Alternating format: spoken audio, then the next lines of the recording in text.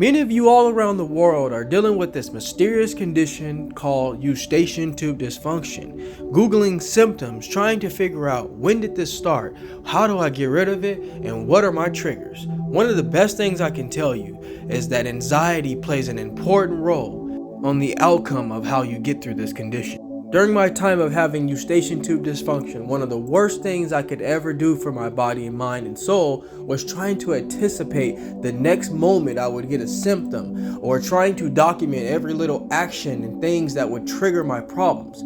Even when I started to feel better, I would anticipate when will the next time happen that I have to go visit the urgent care or the emergency room again.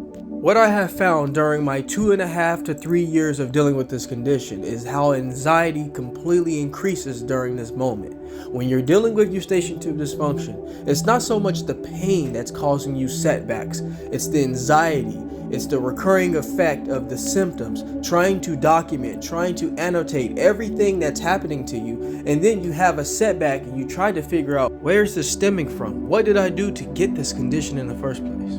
What many of you are discovering during your research is, yes, we know in a general aspect, this can be brought on by allergies, it can be brought on by a cold, a sinus infection, but what's keeping it longer, making it linger longer, is the fact that we are developing anxiety over it.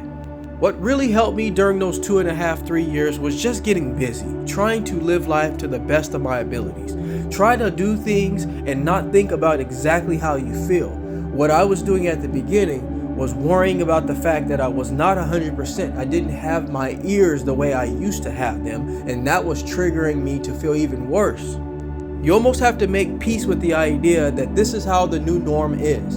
You have to continue on as if you don't have the issue bothering you. And of course, sometimes this problem can then turn into a panic attack. And at that point, you definitely want to seek medical advice.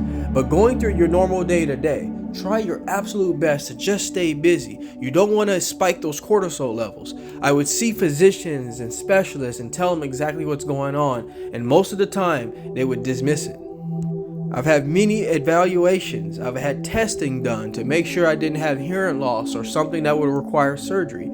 I was also offered to put a tube in my ear to help with drainage because after an allergy evaluation, it was then concluded that I had allergy problems, which I have never had before.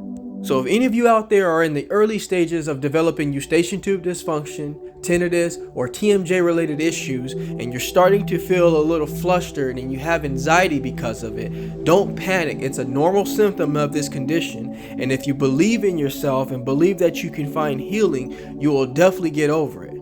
It took me a little longer with my situation to realize that I was the main culprit to why this condition was lasting as long as it did. Once you get a hold of your mental health and you start to find clarity, you'll notice miraculous results. So do your best to try not to calculate, predict, and plot every single symptom that your body's going through day to day. Just keep your head up high and keep living. I ask you all to subscribe to my channel so you can get the latest, greatest health and wellness videos, motivation, yoga, and meditation. But before I let you go, I'd like to leave you with one thing. Being well is feeling well. Feeling well is doing well is living well. Take care, everybody.